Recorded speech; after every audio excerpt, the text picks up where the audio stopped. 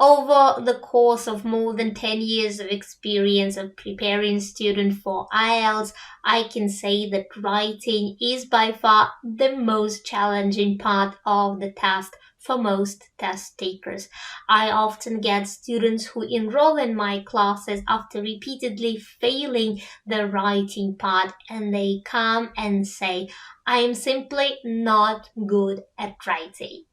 And in such cases, I always try to remind them about an excellent research conducted by Anders Ericsson and his team. They studied violin students at advanced, intermediate, and low level of skills. And the difference they found between them was attributed to one key factor only: the number of hours they devoted to the right practice.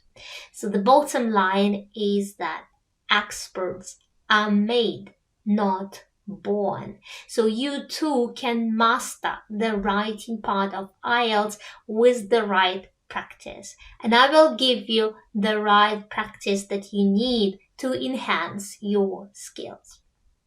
In this video, we will be covering a problem and solution essay, and we will see what the difference is between a Band 7 and a Band 9 response. And our task is more and more people are migrating to cities in search of a better life. But city life can be extremely difficult. Explain some of the difficulties of living in a city. How can governments make urban life better for everyone? And before we start brainstorming and writing our essay, let's quickly go over some of the vocabulary that we will need to paraphrase and think of the synonyms and make sure that you are familiar with them. So the first thing we have here: more and more people are migrating to cities or moving to cities. Another way to express the same idea would be the world population is becoming increasingly urban, meaning that they are moving from rural areas to urban areas. You can also say cities are growing larger, or metropolitan areas are growing. So if we go back to the task, we have: how can governments make urban life better for everyone? Again, we will need to think of other ways to express the same idea: make urban life better. And there is an excellent adjective that would be perfect if you remember it: to make cities more livable. This means exactly the same. And of course, since it's a problem and solution essay, we will need to paraphrase the word problem quite a number of times. So you can say, if a city has a problem, instead of saying a city has a number of problems, or cities have many problems, you can say cities are beset by certain problems. Problems can also be inescapable problems. You can also say seemingly inescapable problems, because usually, of course, there is a solution, or you can find a solution to these problems, but they seem inescapable or insurmountable problems, meaning they are too great to be overcome. A problem can also be paraphrased as an issue or a challenge or a pressure, increasing pressures.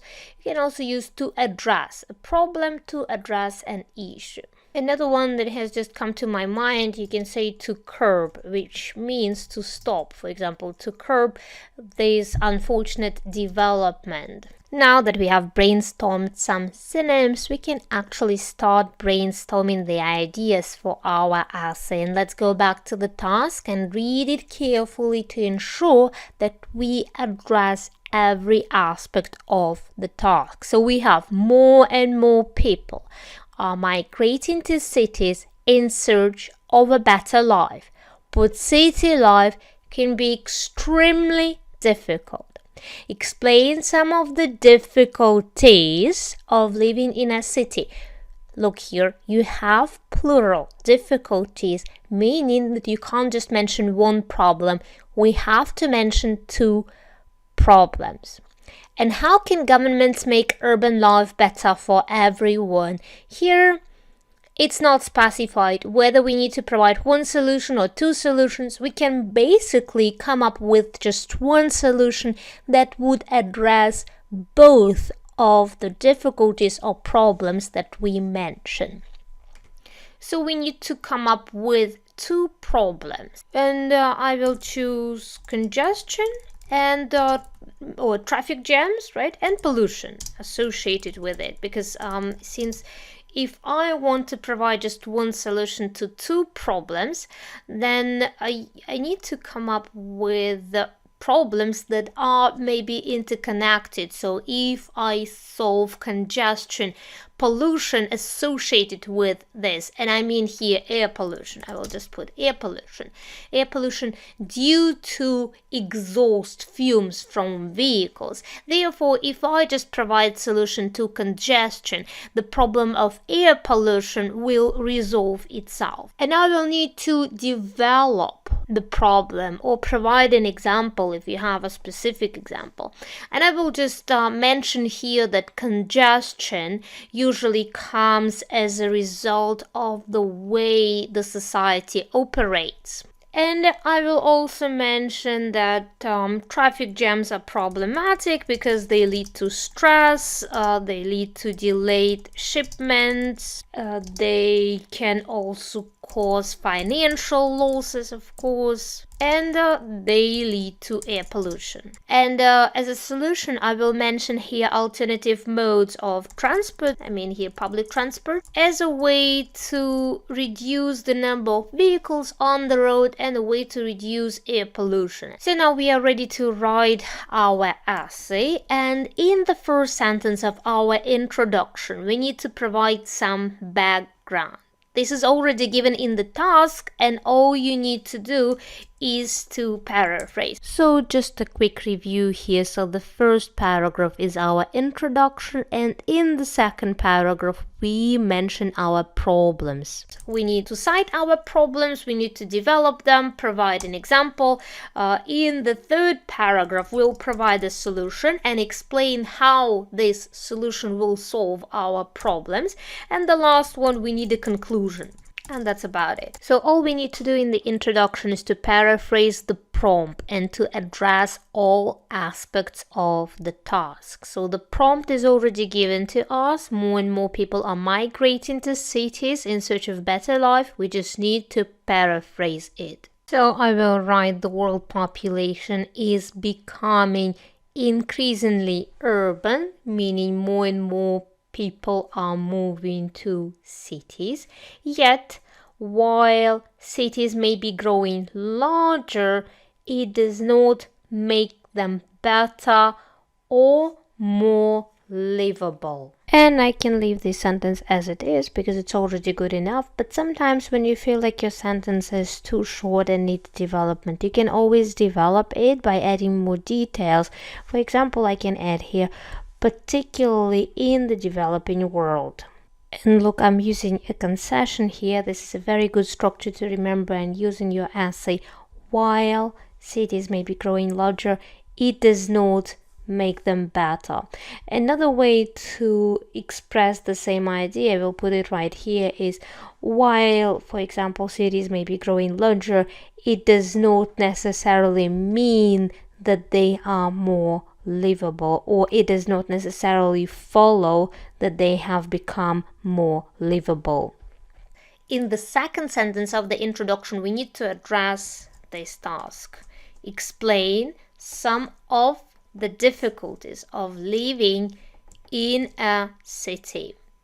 And we decided to use congestion and pollution, and that's what I will write about. And here let me show you also one structure that you can use in your writing to show a very good command of grammar. And I will say, in fact, large and growing metropolitan areas, and metropolitan areas would be the same as big cities, right, across the world, I will say, seem to be beset. If you remember, we brainstormed this vocabulary, beset by the same inescapable problems. And here I will add a participle clause. This is perfect C1 level grammar, and I will make a separate video on how to use participle clauses with congestion and associated with it air pollution being the most significant of them. So I already have 2 sentences in my introduction, and now all I need to do is to address this part of the task. How can governments make urban life better for everyone? And let me try to use a canned sentence here and to show you how you can modify it and use it without being penalized for memorized sentences. So the sentence that we have is, fortunately, there is a lot municipal governments can do to address these issues. As we can see, there is nothing specific in this sentence related to the task, and I can simply reuse it really for any essay. That's why instead of writing this address these issues, I need to be more specific and say something relevant to my task. What do I want to do? I want to make cities a healthier and better place to live. So this is what I will type here.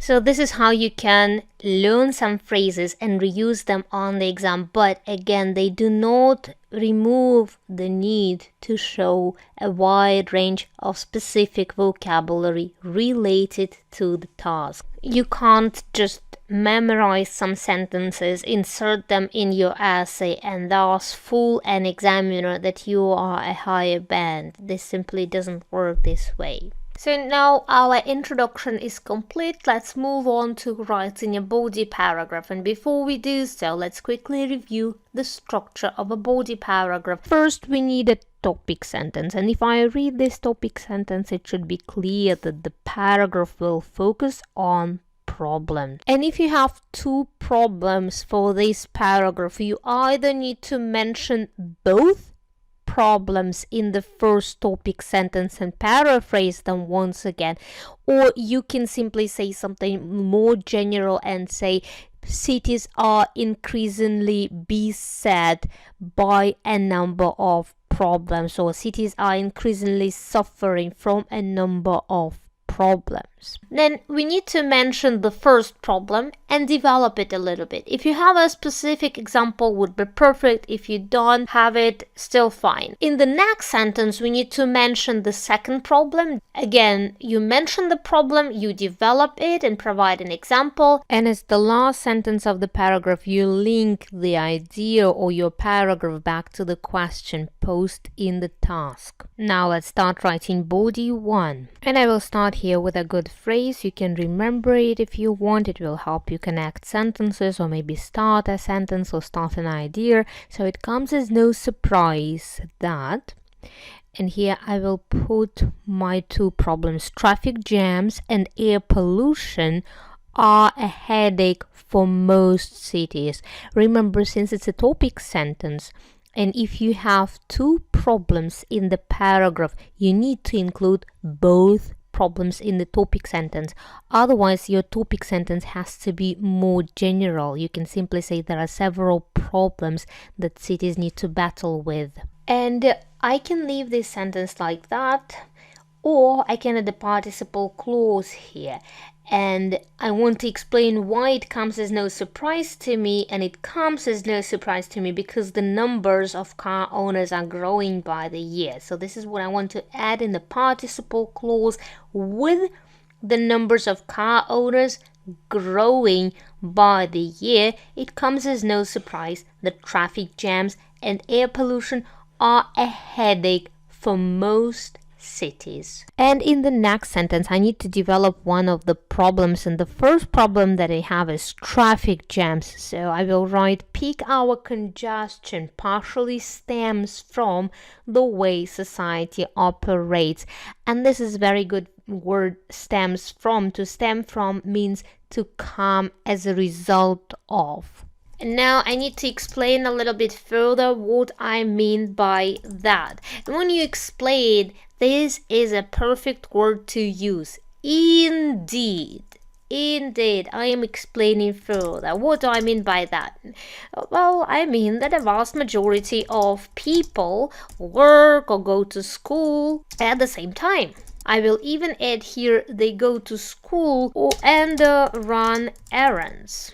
For example, go shopping. Even if they don't go to work at this time, they still have some errands to do. And since they do it all at the same time, they overload the transport system. But I will use a participle here, so I will say overloading the transport system. Now we can move on to the second problem, and we wanted to mention that traffic jams lead to stress, delayed shipments, financial losses, and also air pollution. This is what we need to add here. To paraphrase congestion and traffic jams I've already used, so I will use gridlocks. It's the same, just a big traffic jam. Gridlocks are not only a source of stress, and here I will add delayed shipments and financial losses, they are also a major contributor to air pollution. I'll say they are also a major contributor to. Also try to remember this phrase. And I can put a full stop here, but I want to develop it a little bit more, and I can say they are also a major contributor to air pollution and have a detrimental, again, very good vocabulary, detrimental impact. It's a negative impact. So instead of saying it has a negative impact, try to use it has a detrimental impact on the environment, and always try to learn nouns together with prepositions. It may not always be the same preposition as you would use in your mother tongue, and therefore to sound natural it is important to use prepositions correctly. So gridlocks have a detrimental impact on the environment, as well as, another very good phrase, on human health. And well-being. Well-being is a synonym to health, also very good vocabulary. Now our body is done. We can move on to body 2, in which we will address the second part of the task. How can governments make urban life better for everyone? And again, before we do so, in this paragraph we'll focus on solution. Let's quickly review the structure of a solution paragraph. Once again, we need a topic sentence from which it would be clear that in this paragraph you will focus on solutions. And when you just have one solution, these two sentences can merge together and become just one sentence, in which in the topic sentence you can simply mention the solution, and that would be perfectly fine and enough. And then we need to develop the solution, and by that I mean that you need to explain how your solution will address the problem, or provide a particular example in which you show that a similar solution or the same solution used in one of the cities or in one of the places has led to desirable results and has helped to solve a similar problem. Again, in the wrap up, you simply summarize saying that therefore there is a way to solve this problem. Again, it's optional, and sometimes, in many cases, in the problem and solution essay and in the solution paragraph, this number 3 and number 4, they merge together as one, because you when you develop your solution, you explain how it will lead to desirable results, and these two sentences, they simply become one. So here in a topic sentence, you don't need to specifically state the solutions that you will be developing in the bodies, but Be sure that your topic sentence includes some specific vocabulary related to the task. A very common mistake the task takers make on IELTS is memorizing canned sentences, or what I call copy-paste sentences. A copy-paste sentence is a sentence that can simply be prepared at home, learned, memorized, and used for any type of essay. For example, in this essay, I will examine possible solutions to these problems. Or, fortunately, there is a lot that can be done to address these issues. Or, fortunately, there is a lot that municipal governments can do to alleviate these problems. Or, fortunately, there is a lot that municipal governments can do to address these challenges and pressures. At first glance, they sound great. You can simply learn them at home and reuse them on the exam for any problem and solution essay. Not so fast. Take a look at the answer sheet, the writing answer sheet for IELTS. And here you will see that there are several penalties, and one of them is for memorized sentences. This is exactly what I'm talking about. It doesn't mean that you can't memorize and learn phrases for IELTS. You should. You should prepare, you should learn academic vocabulary, you should learn academic phrases, but be sure that every sentence that you use on IELTS includes specific vocabulary related to the task. Avoid sentences like, in this essay, I will discuss the problems and solutions. Or in this essay, I will discuss what can be done to address these growing pressures, these growing challenges, or these problems. And let me start the body with one such copy-paste sentence, just to show you how you can use them without being penalized for memorized sentences, because I know many of my students, they love memorized sentences and they love to have something prepared because it gives them the confidence that they will be able to write an essay within the given time frame, which is 40 minutes. So I will say, fortunately, there are several ways to solve or mitigate these issues or problems. Once again, as you can see here, there is nothing related to the task, nothing related to the topic, and I can simply memorize this phrase, the whole sentence, and use it for any problem and solution essay. But then I will definitely get penalized for memorized sentences, and it will be very hard for me to break above band 6.5, even if my essay is perfect. So here we need to specify what we want to achieve, and we want to decrease the number of vehicles and the amount of exhaust fumes in cities. So here, if I say, fortunately, there are several ways to decrease the number of vehicles and the amount of exhaust fumes, you will not be penalized for a memorized sentence. And you can easily remember this phrase. Fortunately, there are several ways to help you transition from one body to another, but you do need to specify. And actually, these transitions can be very helpful because then you don't need to think, oh, how do I connect this paragraph to the next one? And especially if you modify them, you can make a really good sentence. For example, here, let me remove fortunately and make a concession, and I will write, although authorities may never be able to eliminate the above mentioned problems.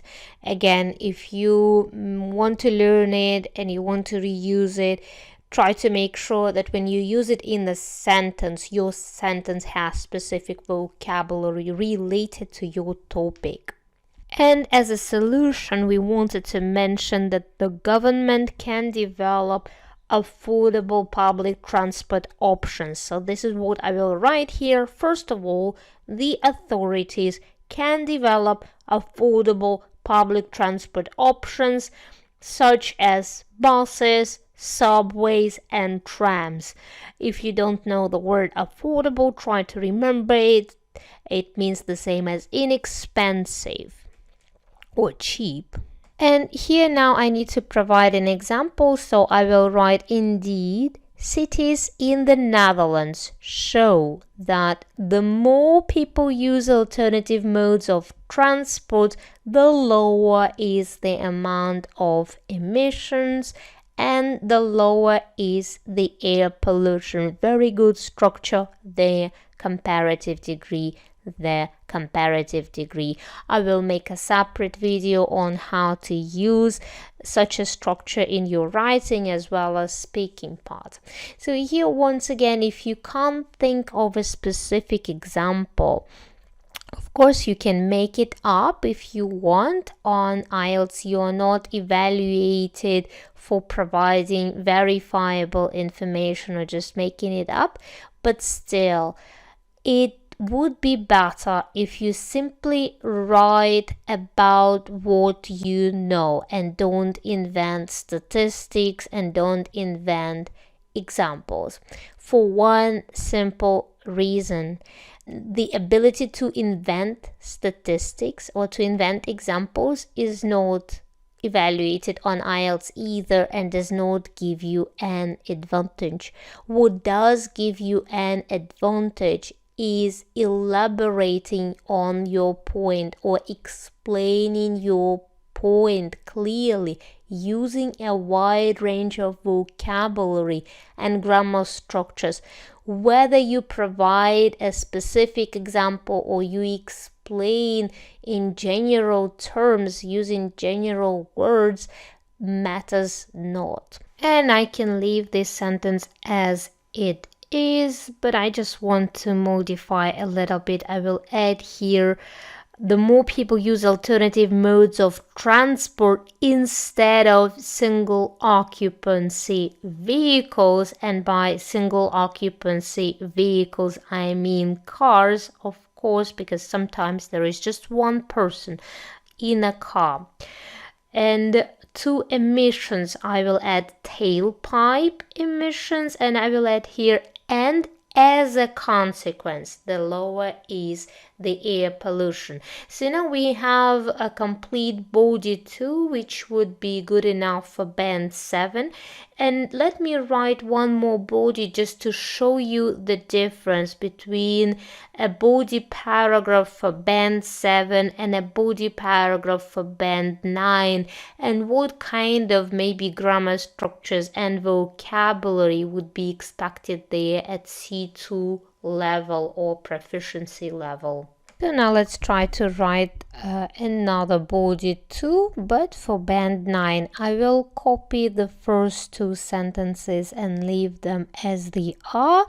I will just add here in the second sentence, first of all, the authorities can develop affordable and comfortable alternatives to private vehicles. And now, as I will explain this point, I will use a conditional sentence, a very good grammar structure when you want to show that you know advanced and proficiency grammar. And I will say, indeed, a recent opinion poll, a good phrase you may want to remember if you want to use opinion polls in your essay. Once again, inventing an opinion poll would not give you an advantage. Indeed, a recent opinion poll conducted in New York indicates that 1/3 of motorists would use public transport instead of cars if the former were more reliable and less overcrowded. Very good vocabulary. The former, the latter helps a lot when you can't paraphrase a word, a noun, meaning and you can't come up with a synonym very quickly. The latter refers to the last mentioned item and the former refers to the first mentioned item. For example, if I say we had 2 options: a bus and a taxi. I chose the former, meaning a bus, and Chris opted for the latter, meaning that Chris decided to take a taxi. And I will continue developing this point, and I will write it is also estimated that, and I want to use one more conditional sentence, and pay attention to this phrase, it is also estimated that, a very good phrase when you are trying to connect your explanation to your point. So it is also estimated that even if a small percentage of auto commuters shifted from cars to buses, subways, and trams, the number of private vehicle trips could be reduced enough to avoid congestion and to decrease the amount of exhaust fumes in the air by 1/3, or simply significantly.